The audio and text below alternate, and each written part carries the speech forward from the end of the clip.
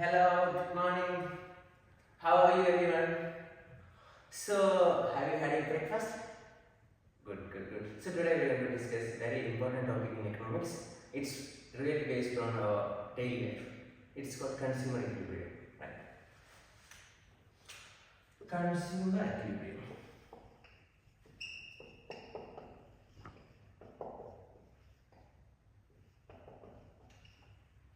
So I have mentioned that it's based on our daily life. So who is a consumer? Actually, we are a consumer, right? Every day we are consuming a lot of things. Even though today morning we have consumed breakfast, then we have used some transportation facilities.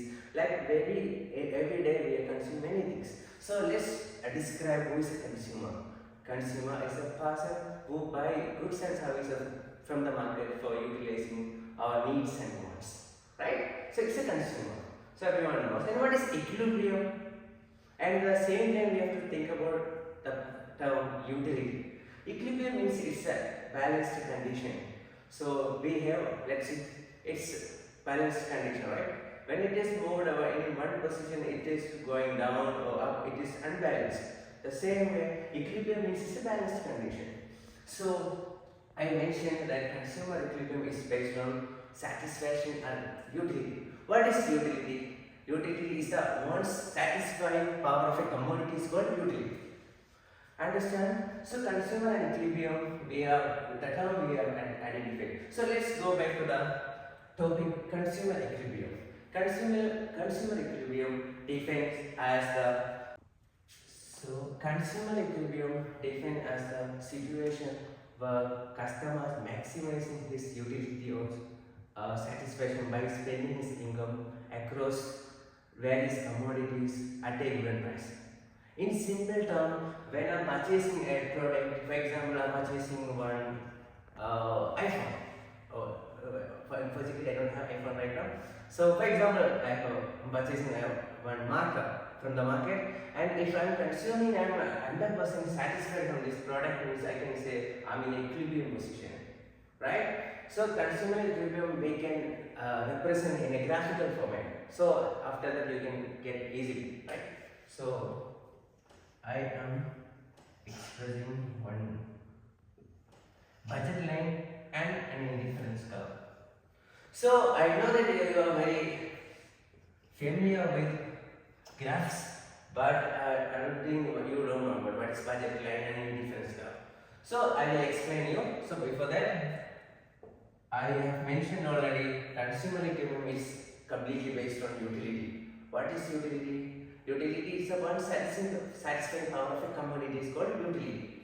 So here we have, I assume that the customer having income $25, okay? $25 income is the, and we have having two products, good X and good Y. So we are assuming good X. The price of good X is, we can take as $5 and good Y we have $2.5, okay? So we are going to represent a consumer equilibrium with the help of a graph, and we have a budget line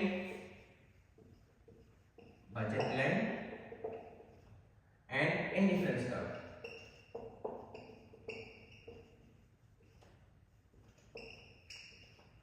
So this is a very most important topic.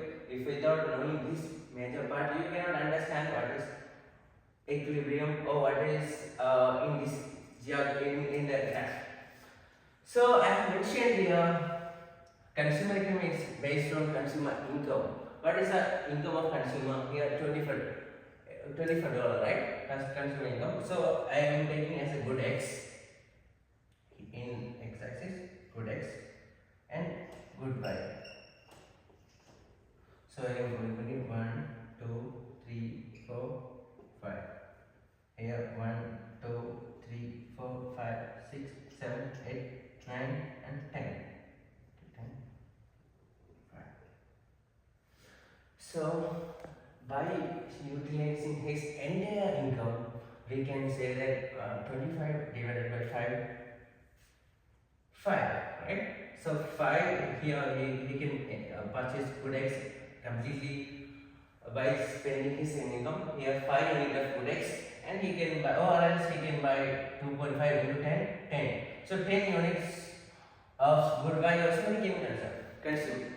So this is indifference curve, IC1 indifference curve. And we can draw 2 more indifference curves. So I am naming is IC1, IC2 and IC3.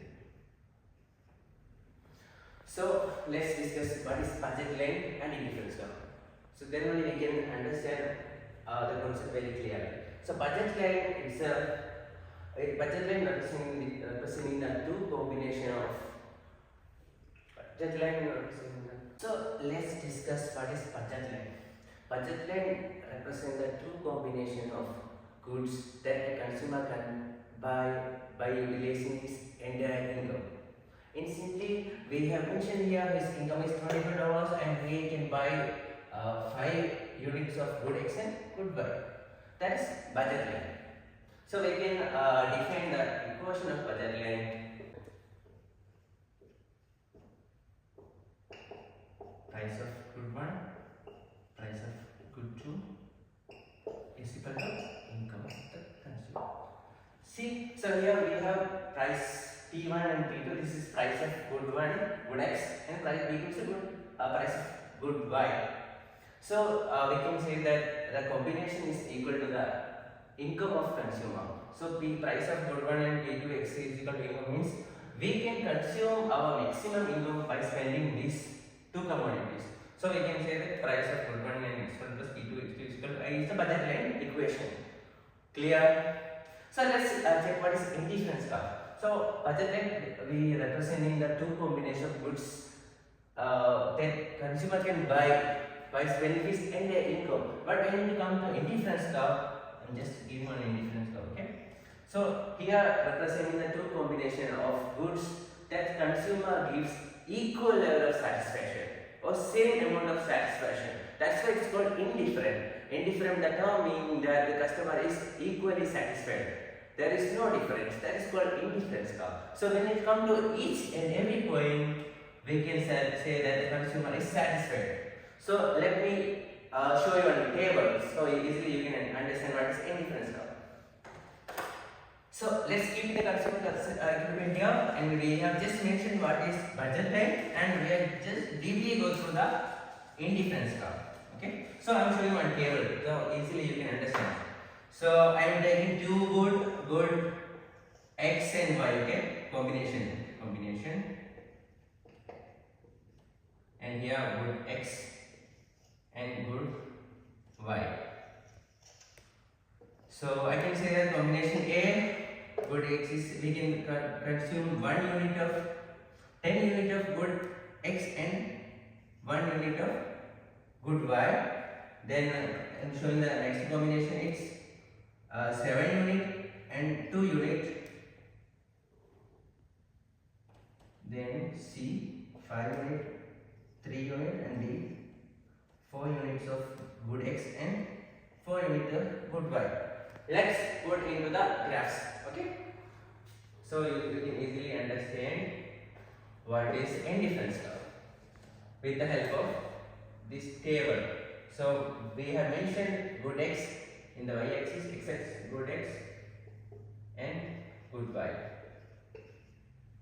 So the combination A, we can name 1, 2, 3, 4, 5, 6, 7, 8, 9 and 10. So here 1, 2, 3, 4, 5, right? Good Y, okay, 4.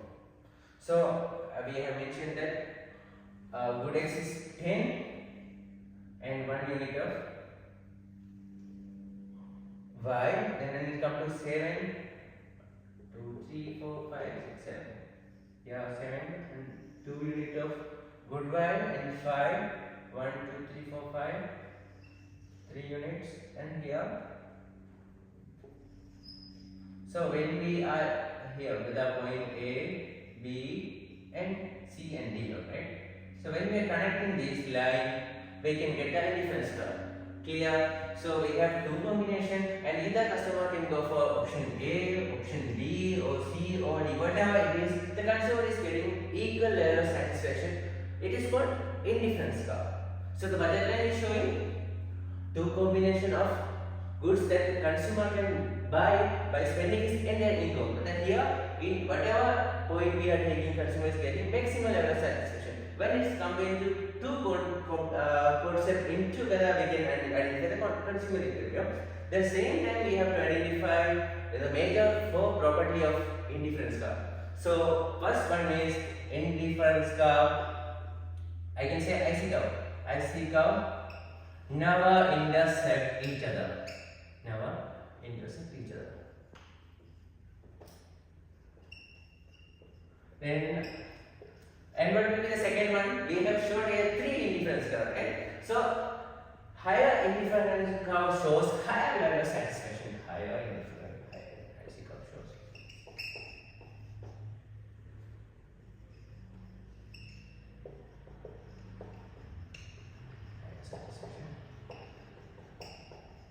And showed here in the table, we can say that IC curve having a downward slope. So IC curve is negatively sloped. IC curve